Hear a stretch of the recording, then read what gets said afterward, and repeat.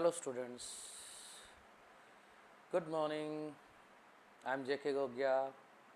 Today I am coming with a new session of your English grammar voice. आज हम voice का एक new session लेके आए हैं जिसके अंदर कि अभी तक हमने जितनी वॉइस की उसके अंदर हमने टेंसेस जो है उनको कंप्लीट करने की कोशिश की, जिसमें हमने present indefinite, present continuous, present perfect, past indefinite, past continuous and past perfect किया था। उसके अलावा दो टेंस हमारे बचते हैं, फ्यूचर इंडेफिनिट और फ्यूचर कंटिन्यूअस। मैं समझता हूँ कि उसको आपको प्रैक्टिस के आधार पर करने की कोशिश करनी चाहिए। फिर भी अगर आप कमेंट बॉक्स में कहेंगे कि सर हमें इनकी ज़रूरत है तो आप मुझे कमेंट ज़रूर कीजिएगा ताकि मैं उस पर आपको वीडियो शेयर कर सकूं। फ्यूचर इंडेफिनिट और फ्यूचर परफेक्ट में इतना ही है कि फ्यूचर इंडेफिनिट में आपको शैल और विल मिलता है, आपको बी प्लस थर्ड फॉर्म लगाना होता है, और फ्यूचर परफेक्ट के अंदर हमें शैल और विल के साथ हैव मिलता है, तो शैल हैव और प्लस थर्ड फॉर्म मिलता है। इन हैव और थर्ड फॉर्म के बीच में हमें बीन लगाना पड़ता है। चलिए आज करते हैं कुछ इंटरेस्टिंग, जो कि अलग तरह की वॉइस बन जाती है और ज़्यादातर हम कंफ्यूज होते हैं इन वॉइसेस के अंदर, तो आज उसी पे डिस्कस करते हैं। हमारा सबसे पहला जो पार्ट है वो आता है आपका how to change voice of imperative sentence. How to change voice of imperative sentence. First rule क्या कहता है? फर्स्ट रूल कहता है कि if the verb in the active voice express orders, request, advice, etc. The word let is usually placed at the beginning of the passive voice and be verb is placed before the past participle of the main verb.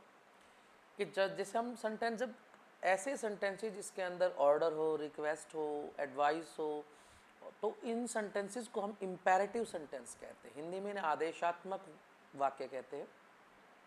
तो इस तरह की जब भी कोई sentence आता है जिसमें ऑर्डर हो, रिक्वेस्ट हो, एडवाइस हो, तो हम क्या करते हैं? उसे लेट से शुरू करते हैं, लेट से बिगिन करते हैं, और जो वर्ब है वर्ब से पहले बी लगाते हैं वर्ब से पहले बी लगाते हैं, तो ये सेंटेंस बन जाता है। देखिए फर्स्ट एग्जांपल देखिए आपके सामने है। फर्स्ट एग्जांपल है आपके सामने shut the door. Shut the door. तो हमने क्या किया? सबसे पहले हमें, क्योंकि देखिए यहाँ पर ऑब्जेक्ट क्या है? द डोर है। ऑब्जेक्ट क्या है? द डोर है। सब्जेक्ट यहाँ है नहीं, तो सब्जेक्ट के लिए हमने क्या लगाया? लेट, और ऑब्जेक्ट को सब्जेक्ट बनाया लेट द डोर, और उसके तुरंत बाद हमने रखा बी, और शट थर्ड फॉर्म है। शट शट शट सेम रहती है, तो शट रख दिया हमने। क्या रखा? Shut. Let the door be shut. Let the door be shut. अब नेक्स्ट देखिए थोड़ा सा चेंज है। टेल हिम टू गो, उसे कहिए वो जाने के लिए। हमने क्या किया? लेट। अब हिम क्या है? ऑब्जेक्ट, इसको सब्जेक्ट बनाया, लेट हिम। हिम सब्जेक्ट के तुरंत बाद क्या लगाना है? बी लगाना है, तो हमने बी लगाया, लेट हिम बी। टेल की थर्ड फॉर्म टोल्ड, और टू गो जो है वो एक्सेप्शनल है, तो उनको एक्सेप्शनल के रूप में वहीं पर छोड़ दिया है। तो tell him to go, let him be told to go. तो पहला किया shut the door, let the door be shut. Tell him to go, let him be told to go. ठीक है, देखिए एक एग्जाम्पल और देखते हैं। अब इसमें देखिए आप, सेकंड रूल कहता है कि आपको अगर सेंटेंसेस का if the sentence begin with please in active voice, please और kindly, you are requested to is used in the passive voice. In such cases and intransitive verb may also be changed into passive voice with you are requested to. Another form of the passive voice is with the verb should and be. अब देखिए should and be, हम इसमें से एक चीज़ पकड़ते हैं। मैं आपको सिंपल एक चीज़ कहता हूँ कि जब भी आपको सेंटेंस के अंदर प्लीज एंड काइंडली मिलता है तो आप उसे यू आर रिक्वेस्टेड टू में चेंज कीजिए। यू आर रिक्वेस्टेड टू में चेंज कर दीजिए, और बाई की जगह आपको जहाँ भी लगे टू भी लगता है। ठीक है, तो सेंटेंस देखते पहला देखिए, प्लीज डू नॉट स्मोक। पहला सेंटेंस कहता है प्लीज डू नॉट स्मोक। यहाँ पर प्लीज का यूज हुआ है। किसका यूज हुआ है? प्लीज का यूज हुआ है। और do not smoke negative sentence है प्रेजेंट इंडेफिनिट का, इसलिए यहाँ पर हेल्पिंग वर्ब क्या लगनी चाहिए? यहाँ पर हेल्पिंग वर्ब जो है वो क्या लगनी चाहिए? इज एम आर लगनी चाहिए। तो हमने प्लीज़ को चेंज किया यू आर रिक्वेस्टेड, किस में चेंज किया, यू आर रिक्वेस्टेड में चेंज किया। डू फिनिश हो जाता है, नोट आगे, क्योंकि डू का जो प्लेस है वो आर ने ले लिया। You are requested note to smoke, not to smoke, ठीक है। तो इसमें टू का यूज होता है, जब इस तरह के सेंटेंस होते हैं तो वहाँ बी नहीं लगता, वहाँ टू लगता है। Please do not smoke, you are requested note to smoke. Second देखिए, please go there, please go there. अब प्लीज को फिर हमने चेंज करना है, you are requested to go there, you are requested to go there. तो simply है, आपको प्लीज या काइंडली को यू आर रिक्वेस्टेड लगाना है, यू आर रिक्वेस्टेड लिखने के बाद आपको टू लगाना है, और जो आपकी वर्ब है और जो सब्जेक्ट था वो ऑब्जेक्ट जो भी लिखा है गो के बाद वो वापस जो का तो रह जाता है। केवल प्लीज की जगह यू आर रिक्वेस्टेड टू लगाना है, और पीछे का जो सेंटेंस बचता है वो जो का तो लिख देंगे। जैसे हमने पहले सेंटेंस में देखिए, इतने हिस्से को काट दिया, ठीक है। प्लीज की जगह लिखा हमने यू आर, डू का प्लेस आर ने लिया, यू आर रिक्वेस्टेड हो गया। कितना बचा, नोट स्मोक, तो नोट टू स्मोक, क्योंकि नेगेटिव सेंस में नोट पहले आता है। अच्छा, प्लीज गो देयर, अब यहाँ भी हमने क्या किया है, प्लीज को हटा दिया है, क्या बच गया, go there, you are requested to, और फिर लिख दिया गो देयर। तो इस तरह से प्लीज और काइंडली के जो सेंटेंसेस हैं वो चेंज हो जाते हैं। नेक्स्ट देखिए, obey your teacher, obey your teacher, your teacher should be obeyed, your teacher should be obeyed. अब ये प्लीज और काइंडली का सेंटेंस नहीं है, ये सिंपल सेंटेंस है, और आपको सजेशन दे रहा है। तो इस तरह के जो सेंटेंस होते हैं, जो इंट्रांजिटिव जो वर्ब होती है, इस तरह वाली डायरेक्ट होती है, ओबे तो ओबे योर टीचर को हमने किस में कर दिया, your teacher should be obeyed, your teacher should be obeyed. Keep your word, your word should be kept, your word should be kept. तो सीधी सी बात है। अब आप कहोगे सर लेट वाले सेंटेंस में भी तो ऐसे ही, हाँ है, बिल्कुल है, वहाँ भी हमने किया।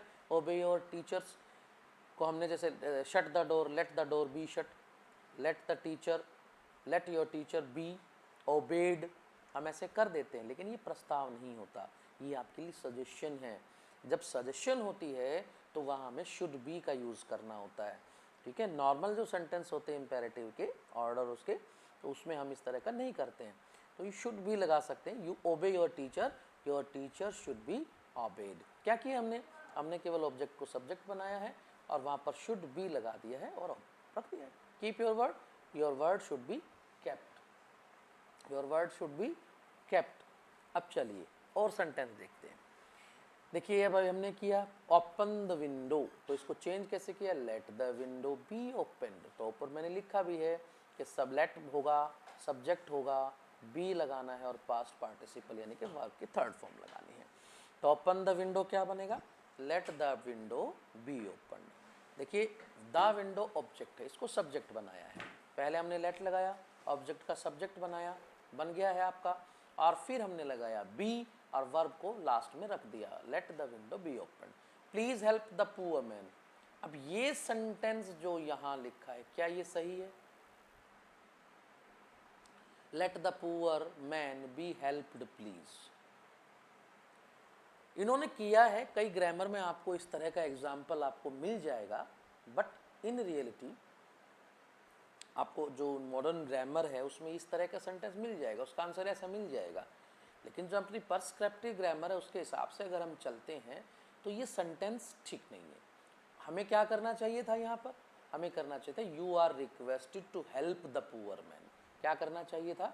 तो ये सेंटेंस जो है मैं इसको यहाँ काटा लगाता हूँ कि इस सेंटेंस को आप इस तरह से चेंज नहीं करेंगे। कई बार दिमाग में आ जाता है कि सर ऐसे किया तो हम ऐसे चेंज कर दें, तो आपको बहुत सी ग्रामर्स में कई जगह आपको मिल जाएगा let the poor man be helped please, उनके हिसाब से गलत नहीं है, बट अपनी जो परस्क्रिप्टिव ग्रामर है जिसके अंदर हमें एग्ज़ाम देना है उसके हिसाब से ये सेंटेंस ठीक नहीं है। मैं आपको यहाँ पर सलाह दूंगा, I am advise you please don't follow this type of sentence, use क्या करना है, you are requested to help the poor. Okay, let finish the work, let him finish the work. अब यहाँ लेट पहले से ऑलरेडी लगा है तो हमें ज़्यादा लेट को वहीं रखना है, लेट ऑब्जेक्ट क्या है, द वर्क है, ऑब्जेक्ट क्या है, द वर्क है, तो लेट द वर्क बी लगाएंगे, थर्ड फॉर्म लगाएंगे be, let the work be finished. अब यहाँ पर सब्जेक्ट दिया था, हिम जो है वो यहाँ सब्जेक्ट बना हुआ है, लेट हिम, ठीक है, तो इसको हमें वहीं वापस ले जाना है, बाय हिम। कहाँ ले जाना है, by him, late the work be finished by him. अगर इस तरह का सेंटेंस आता है तो उसको इस तरह से आप चेंज कर सकते हैं। डोंट कंसल्ट डॉक्टर, डॉक्टर से कंसल्ट मत कीजिए, तो लेट से बनाना है, लेट द डॉक्टर, अब द तो है नहीं, लेट डॉक्टर, नेगेटिव है इसलिए नॉट टू भी होगा, क्या होगा, डोंट है इसलिए इसको नॉट टू भी करेंगे, तो let doctor not to be consulted, let doctor not to be consulted. Do it now, simple है, let it be done now, let it be done now, let it be done now. Type this letter, let this letter be typed, don't disturb me, let me not to be disturbed, let me not to be disturbed। तो आपको imperative sentence मेरे ख्याल से बहुत easy है, grammar के आप जो आपका एग्ज़ाम होता है फाइनल एग्ज़ाम, उसमें इस तरह का सेंटेंस जरूर मिलता है, और जो आप कॉम्पिटिटिव लेवल पे जाएंगे तो आपको इसी तरह के सेंटेंसेस मिलेंगे, ठीक है। तो ये इम्पेरेटिव सेंटेंसेस थे जो लेट से और यू आर रिक्वेस्टेड से और शुड के साथ लगते हैं। अब चलिए कुछ ऐसे नियम भी हैं, कुछ ऐसे वॉइसेस भी हैं जिनके अंदर कोई ग्रामर रूल नहीं लगता है, जिनको हम मिसलेनियस सेंटेंसेस भी कह देते हैं, या एक उससे पहले हाँ, या हम उनको पॉसिव पैसिव वॉइस भी कह देते हैं। What is causative passive voice, क्या है ये? A causative passive voice is active in form but passive in sense. अगर आप उसके एग्जाम्पल को देखेंगे, आप उसको देखेंगे तो आपको लगेगा कि ये तो एक्टिव फॉर्म ही है, बट उसकी सेंस जो है ना वो पैसिव हो जाती है, इसलिए इन पर रूल जो है वो डिफरेंट टाइप का जो रूल है वो लगता है। आप देखेंगे मैं इनमें आपको रूल नहीं बताया जा सकेगा, बस आपको सेंस बनानी होगी किसी न किसी तरीके से। जैसे हनी टेस्ट स्वीट, हनी का स्वाद जो है मीठा होता है, तो यहाँ एग्जाम्पल क्या दिया, honey is sweet, honey is sweet when it is tested. जब हनी को टेस्ट किया जाता है तो ये मीठा होता है। अब ये पैसिव सेंस है, लेकिन देखने में क्या लगता है, ये एक्टिव वॉइस सेंटेंस लग रहा है, बट सेंस के अकॉर्डिंग ये पैसिव सेंटेंस है। The rose smell, the rose smell sweets, the rose is sweet, the rose is sweet when it is smelt. जब रोज को, गुलाब को सूंघते हैं तब उसकी खुशबू अच्छी लगती है, तो इसको थोड़ा सा चेंज किया। द हाउस इज बिल्डिंग, घर बन रहा है, the house is being built, continuous tense इसलिए बीइंग लग गया। The house is being built, घर बन रहा है, सिंपल है। The book is printing, the book is being printing, the book is being printing. तो इस तरह के सेंटेंसेस को हम क्वासी पैसिव वॉइस सेंटेंस कहते हैं। तो आपको ये याद रखना होगा कि इस तरह के सेंटेंसेस को आपने अपने सेंस के हिसाब से करना है।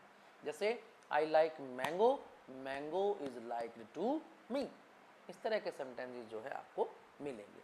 अब चलिए मैं थोड़ा सा, मैंने एक सेंटेंस अभी बोला है आई लाइक मैंगो, तो उसमें मैंने एग्जाम्पल दिया mango is like to me, तो उसमें मैंने टू का यूज़ किया है। इनको हम बोलते हैं प्रीपोजिशनल पैसिव वॉइस, जिनके अंदर कुछ वर्ब्स ऐसी हैं जो प्रीपोजिशन को फॉलो करती हैं और उनके साथ आपको उसका ही यूज करना होता है, दूसरा नहीं। जैसे I know the fact, I know the fact simple sentence है प्रेजेंट इंडेफिनिट का। The fact is known to me, the fact is known to me. Light filled the room, light filled the room, या to लगेगा, preposition known के साथ to preposition लगती है, bye नहीं लगता है। Light filled the room, the room was, अब सेकंड फॉर्म है the room was filled, filled fill के साथ हमेशा विद लगता है, तो filled with lights. Her manners pleased very much, तो we were pleased, we were very much pleased, we were very much pleased, please के साथ विद लगता है तो her manner. The poems of Tagore interest me, तो I am interested I am interested, आई हो गया ना, प्रेजेंट इंडेफिनिट, एम लग गया, आई am interested in the poems, interest के साथ इन लगता है, इंटरेस्ट के साथ इन लगता है, आई am interested in the poem of Tagore. तो आज के सेशन में हमने जो किया वो इस तरह के सेंटेंसेस किए हैं जो कॉम्पिटिटिव लेवल एग्ज़ाम में आते हैं, सिंपल टेंसेस के आधार पर नहीं है और बहुत ही इंटरेस्टिंग सेंटेंस है। तो मुझे उम्मीद है आपको अच्छे से समझ में आए होंगे और practice makes the man perfect, एक इंसान को प्रैक्टिस जो है वही अच्छे से सफल बना सकती है। तो आप इनको अच्छे से आप लर्न कीजिएगा, ट्राई कीजिएगा, एक्सरसाइज को सोल्व करने की आपको बहुत सी एक्सरसाइजेज मिल जाएंगी, उनको सोल्व करने की कोशिश कीजिए और +2 लेवल पे, 10th लेवल पे इस तरह की ग्रामर को जो है फॉलो कीजिए, क्योंकि ये आपके कॉम्पिटिटिव एग्ज़ाम में फ्यूचर में काम आएंगे। Okay, so thank you very much and good bye. Good bye जाने से पहले इतना ज़रूर कहूँगा, मेरे चैनल को सब्सक्राइब कीजिए, लाइक कीजिए और शेयर ज़रूर कीजिए ताकि आपके दूसरे साथी भी इसका फ़ायदा उठा सके। Thank you very much.